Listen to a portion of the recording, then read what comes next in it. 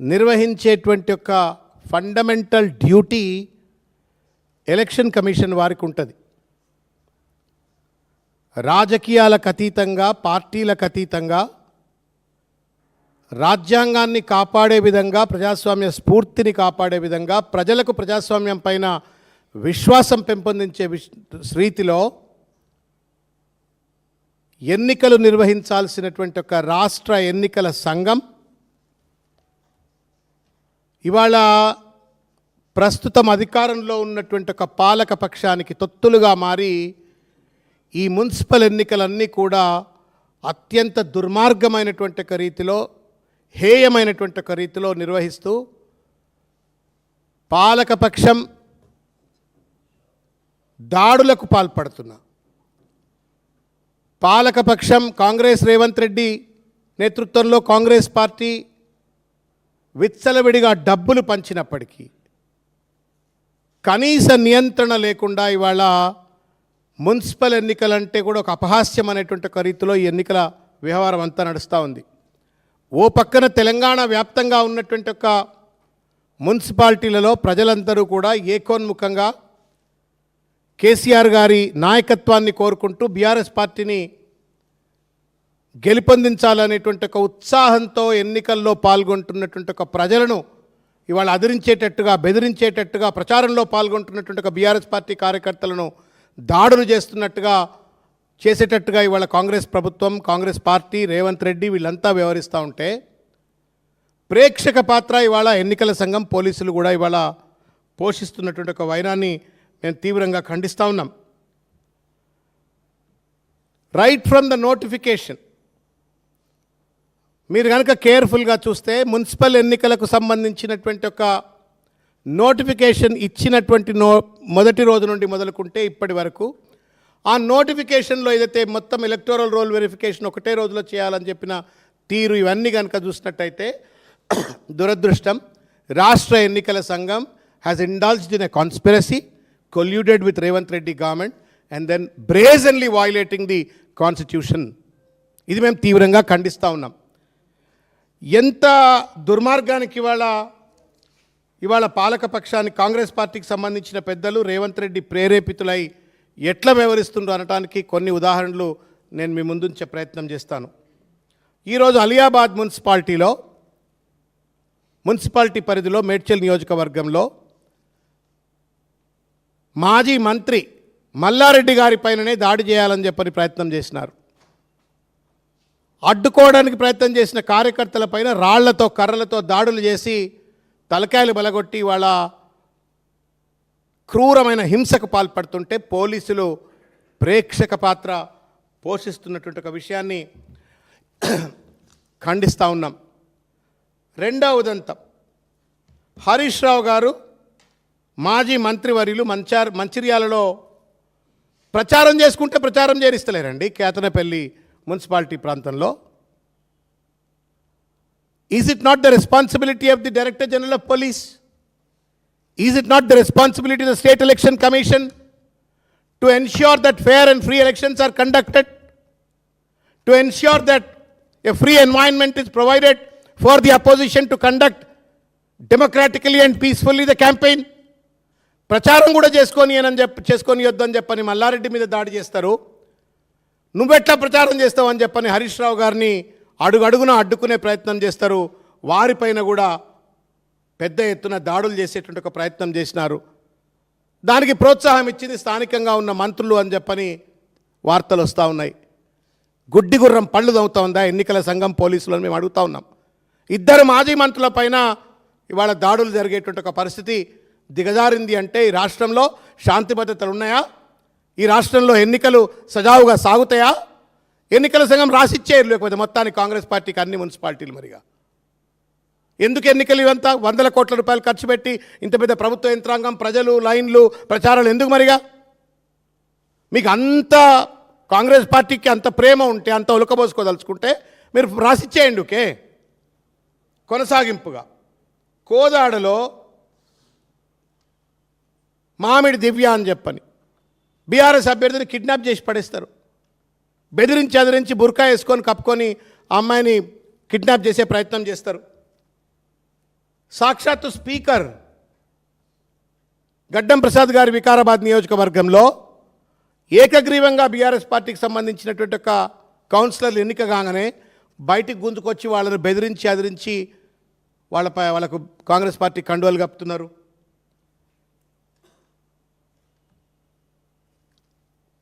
ఇవాళ జూబ్లీహిల్స్లో కూడా అటువంటిది జరిగినట్టుగానే వార్తలు వస్తూ ఉన్నాయి. ఎక్కడికక్కడ ఇవాళ ప్రజాస్వామ్యం మీద ప్రజలపైన విశ్వాసం కోల్పోయి పోలీసులను తాబేదారులుగా మార్చుకొని రౌడీగాళ్లను అడ్డం పెట్టుకొని ఇవాళ ఈ మున్సిపల్ ఎన్నికలన్నీ కూడా భ్రష్టు పట్టించాలనే ప్రయత్నం చేస్తూ ఉన్నారు. దీన్ని మేము తీవ్రంగా ఖండిస్తూ ఉన్నాం. ఎన్నికల సంఘం మీ మొద్దు నిద్ర లేవండి, రాజ్యాంగ బాధ్యతను దయచేసి నిర్వర్తించండి, ఫేర్ అండ్ ఫ్రీ ఎలక్షన్ జరిగే విధంగా చర్యలు చేపట్టండి, ప్రశాంతంతో ప్రచారం చేసుకునేటువంటి ఒక వెసులుబాటు అపోజిషన్ కూడా దయచేసి కల్పించండి. మేము ఒక్కసారి వీడియోలను చూపెట్టే ప్రయత్నం చేస్తాం. దయచేసి మీడియా మిత్రులు చూడాలని చెప్పి నేను కోరుతా ఉన్నాను. ఎట్లా దాడి చేస్తూ ఉన్నారో చూడండి. 2 ఉదంతాలు మీ దృష్టికి తీసుకొచ్చే ప్రయత్నం చేస్తాను.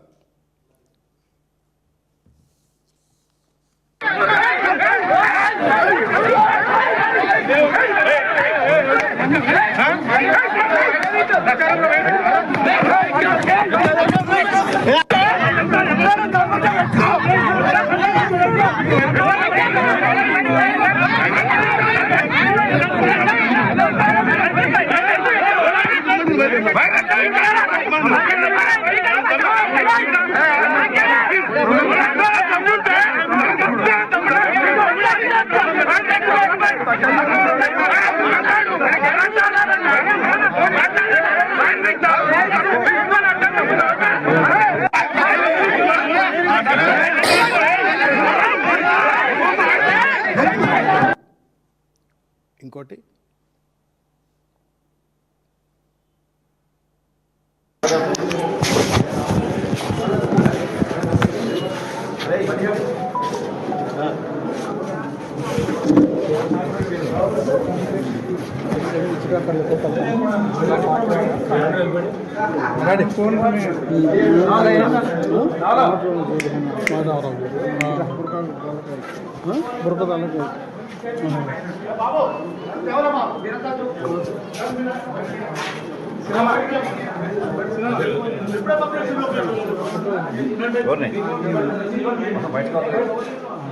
బయటకు మిత్ర అవుతుందంట.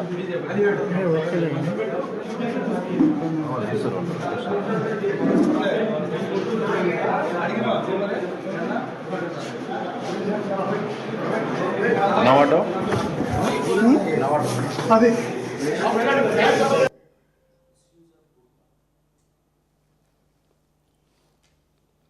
ఇవాళ ఈ వీడియోలు చూస్తే మీకు స్పష్టమవుతుంది ఏ రకంగా బుర్కా కప్పి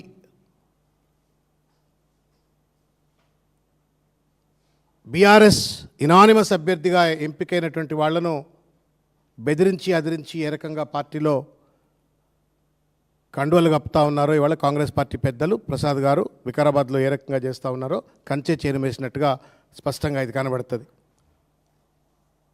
ఇది ఈ రకంగా ఉంటే రాష్ట్ర ముఖ్యమంత్రి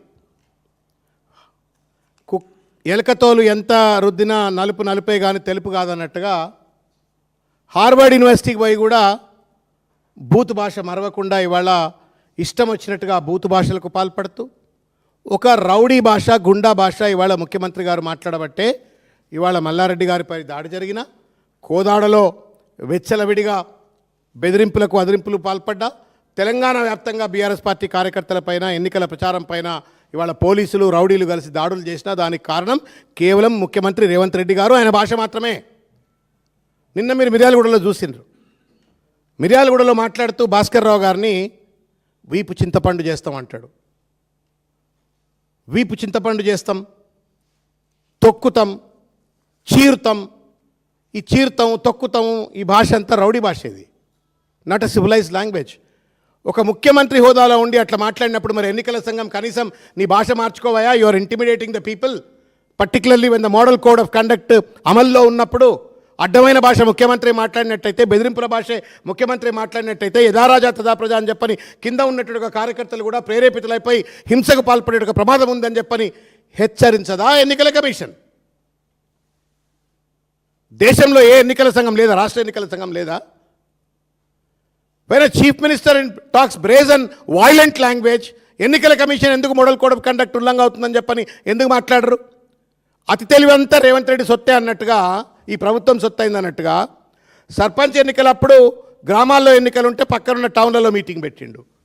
ఇప్పుడు ఇలా మున్సిపల్ ఎన్నికలు అవుతుంటే పక్కనున్న గ్రామాల్లో మీటింగ్ పెడుతుండు, బండ బూతులు మాట్లాడుతున్నాడు, బెదిరిస్తుండు, అదిరిస్తున్నాడు, రౌడీ భాష వినియోగిస్తుంటే ఎన్నికల సంఘం కనీసం ఒక నోటీస్, ఒక తాకీదు, ఒక కాషన్, నువ్వు ఈ భాష విత్డ్రా చేసుకో, ఇటువంటి భాష మాట్లాడొద్దు, దీనివల్ల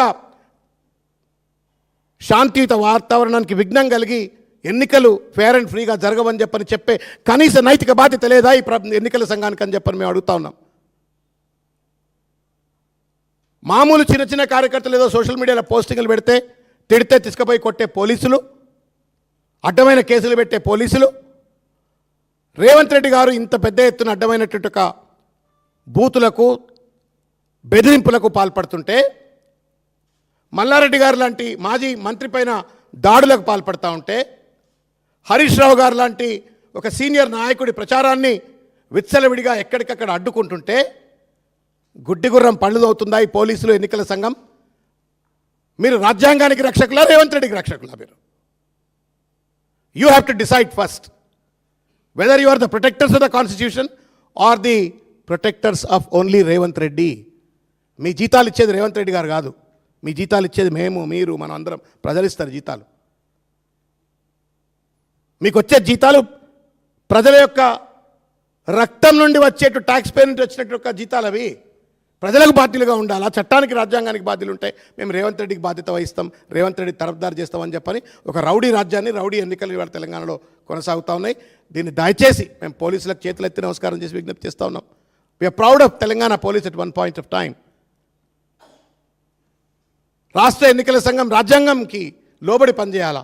దయచేసి మీరు మల్లారెడ్డి గారిపైన దాడి చేసిన వాళ్ళైనా, లేదు హరీష్ రావు గారిపైన దాడి చేసే ప్రయత్నం చేసి అడ్డుకున్నటువంటి వాళ్ళైనా, లేకపోతే కోదాడలో జరిగిన ఉదంతం కానీ, వికారాబాద్లో కానీ, తెలంగాణ వ్యాప్తంగా జరుగుతున్నటువంటి విచ్చలవిడి డబ్బులు మారుస్తున్నారు, బెదిరిస్తున్నారు, అదిరిస్తున్నారు, బ్లాక్మెయిల్ చేస్తున్నారు. దయచేసి వాళ్ళందరిపైన చర్యలు తీసుకోవాలని చెప్పని చేతులెత్తి నమస్కారం చేసి నేను విజ్ఞప్తి చేస్తూ ఉన్నాను. ఇకపోతే నవ్వాలనా ఏడవాలనా అర్థం కావట్లే. ఆయన పేరేంటి? అరకపూడి గాంధీ, నిజామాబాద్. ఇది all India Telangana Pradesh Congress committee letter. నిన్నటిదాకా స్పీకర్ గారు, తెలంగాణ సమాజం అంతా చూడాలా, రాజకీయ వ్యభిచారానికి పాల్పడుతున్నటువంటి రేవంత్ రెడ్డి ప్రభుత్వ వైఖరికి ఇది స్పష్టమైనటువంటి ఒక నిదర్శనం. ఇది రాజకీయ వ్యభిచారానికి పాల్పడుతూ పచ్చి అబద్ధాలతో ప్రజలను మోసం చేస్తూ రాజ్యాంగాన్ని ఖూనీ చేస్తున్నటువంటి రేవంత్ రెడ్డి గారి యొక్క ప్రభుత్వ వైఖరికి నిదర్శనం ఇది. నిన్ననే స్పీకర్ గారు ఏం చెప్పినారు? 2-3 రోజుల కింద అరకపూడి గాంధీ గారు ఏమన్నా పార్టీ మారిండా? పార్టీ మారిండు ప్రజల దృష్టిలో, పార్టీ ఫిరాయించిండు ప్రజల దృష్టిలో, స్పీకర్ దృష్టిలో ఫిరాయించలే. ప్రకాష్ గౌడ్, తెల్లా వెంకట్రావు, వీళ్ళ ముగ్గురిని with the approval of miss Meenakshi Natarajan ji, AICC incharge Telangana, the following party functionaries appointed as coordinators for the municipal corporations elections 2026 with immediate effect. Following party functionaries, Rahul Gandhi దూత మీనాక్షి నటరాజన్ అప్రూవల్తో నేను ఈ ఫంక్షనరీస్ని అపాయింట్ చేస్తున్నా అని చెప్పిన ఆయన టీపీసీసీ అధ్యక్షులు మహేష్ గౌడ్ గారు. ఎవరే ఈ ఘనాపాటి మనుషులు అంటే అండ్ల పేర్లను చూస్తే అరకపూడి గాంధీ, నిజామాబాద్ జిల్లాల అరకపూడి గాంధీని నిజామాబాద్కు పంపుతారు. తర్వాత ప్రకాష్ గౌడ్ని షాద్ నగర్కి పంపుతారు. తెల్లా వెంకట్రావుని ఇల్లెందుకు పంపుతారు? సిగ్గుండాలండి ఇది. This is an insult to the constitution, democracy. Rajiv గాంధీని అవమానిస్తానారండి వీళ్ళు. మాకరియా ఇదేమైనా తమాషా? పిల్లల పరస్కాలు అవి. డిఫెక్షన్ పిటిషన్కు స్పీకర్ ఏమంటాడు? పార్టీలు మారలేదంటాడు. మరి పార్టీలు మారినాడు పార్టీ ఫంక్షన్ ఎట్లయితారు మహేష్ గౌడ్ గారు? సమాధానం చెప్పండి. పార్టీలు మారినోడిని మీ పార్టీ ఫంక్షనరీకి ఎట్లా చూపెడతారు? ఇది వంచన కాదా? మోసం కాదా? ఖూనీ కాదా? ఇది వ్యభిచారం కాదా? Immoral, unethical.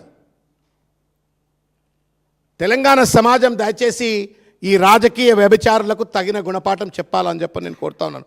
పార్టీ మారినోళ్ళే కాదు, పార్టీ మారిన తర్వాత కూడా పార్టీ మారలేదని చెప్పని తాకీదులు జారీ చేస్తున్న వాళ్ళైనా వాళ్ళ మద్దతు ఇస్తున్నటువంటి రేవంత్ రెడ్డి గారి ప్రభుత్వ పెద్దలందరికీ కూడా దయచేసి మున్సిపల్ ఎన్నికల్లో కర్రు కాల్చి వాత పెట్టాలని చెప్పని ఎన్నికల సంఘం దయచేసి ఇటువంటి ఒక చిల్లర ప్రయత్నాలు, this is also violation of you know the basic ethics of elections అండి ఇవి. Thank you.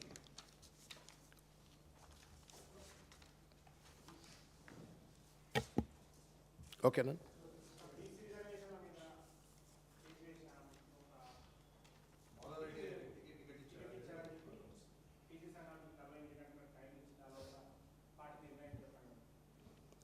ఇంతకుముందే ఎవరో ఈ పత్రికా సమావేశానికి ముందే ఎవరో చెప్పినారు, ఒక వ్యక్తికి అట్లా టికెట్ వచ్చింది అని చెప్పని.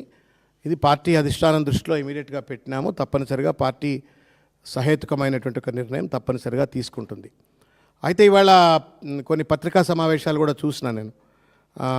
చాలా ఆవేశంతో కొంతమంది మాట్లాడుతున్నారు, కొంతమంది చాలా వ్యూహాత్మకంగా మాట్లాడుతున్నారు. ఏదో బీఆర్ఎస్ పార్టీని దోషిగా నిలబెట్టాలా, బోన్లో పెట్టాలని చెప్పని వాళ్ళు మాట్లాడుతున్నారు. నేను అడుగుతా ఉన్నాను వీళ్ళను, అసలు దొంగ ఎవరండి? 42% రిజర్వేషన్లు ఇస్తా అని చెప్పని మోసానికి గురి చేసింది ఎవడు? ఈ రాష్ట్ర ముఖ్యమంత్రి, ఈ రాష్ట్ర ప్రభుత్వం. 42% రిజర్వేషన్ ఇస్తా అని చెప్పని 2 సంవత్సరాలు ఊరించి 200 కోట్ల రూపాయలు ఖర్చు పెట్టి 2 కోట్ల మంది జనాభాకు సంబంధించిన ఒక అంశం పైన బిల్లులపైన బిల్లులు, అసెంబ్లీ సమావేశాలపైన సమావేశాలు, ఆర్డినెన్స్లపైన ఆర్డినెన్స్లు, జంతర్ మంతర్లో డ్రామాలు అన్నీ చేసి దొడ్డిదారిన దొంగ జీవోలు పట్టుకొచ్చి కోర్టులో కనీసం కొట్లాడకుండా, ఆ జీవోలను కాపాడకుండా 42% రిజర్వేషన్ ఇవ్వకుండా మోసం చేసింది రేవంత్ రెడ్డి. మీరు అసలోని వదిలిపెట్టి కొసరోని గురించి దయచేసి మాట్లాడకండి, నవ్వుతారు.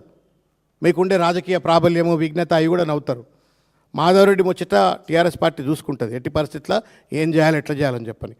అసలుకే రాకుండా, రిజర్వేషన్లు రాకుండా ప్రజలను వంచనకు గురి చేసి, నటించి, మోసం చేసి, నోట్లో మన్ను కొట్టిన రేవంత్ రెడ్డికి కర్రుగాల్చి ఫస్ట్ వాతబెట్టరి.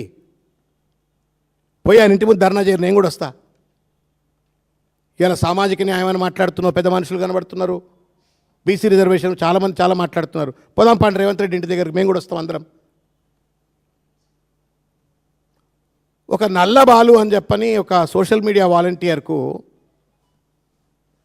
కేసుల్లో ఇరికించాలని చెప్పని ఈ రాష్ట్ర ప్రభుత్వం ఒక చిన్న పిచ్చుక మీద బ్రహ్మాస్తం అంటాం చూసినరా. నల్లబాలును లొంగ తీసుకోవడం కోసం, నల్లబాలును దోషిగా చూపెట్టాలని చెప్పని, ఆయన పేరేం పేరు bus, Siddhartha Luthra, one of the most costly lawyers. వాడు నిలబడితే ₹1 కోటి ఇవ్వాలి, ఇట్లా లేచి నిలబడితే ₹1 కోటి ఇవ్వాలి. కోటి, 1 కాదు 2 కాదు. మనోళ్ళు అయితే మన జీవితం అంతా బతకొచ్చు ఆ ₹1 కోటి ఇచ్చి నల్లబాలు మీద యుద్ధం చేస్తాడు రేవంత్ రెడ్డి. నల్లబాలును దోషిగా నిలబెట్టడం కోసం ప్రజల సొమ్మును ₹1 వాడి సుప్రీంకోర్టులో వాదించిన, అయినా మూతి మీద దాన్ని అది వేరు ముచ్చట. Supreme court has given an appropriate verdict, అది వేరు ముచ్చట. నల్లబాలుకు వ్యతిరేకంగా ₹1 ఖర్చు పెట్టగలిగి కుట్ర చేసినటువంటి ఒక రేవంత్ రెడ్డి ప్రభుత్వం 42% రిజర్వేషన్ల కోసం ఎందుకు పెద్ద అడ్వకేట్లను పెట్టలేదండి హైకోర్టులో? గది అడగాలండి.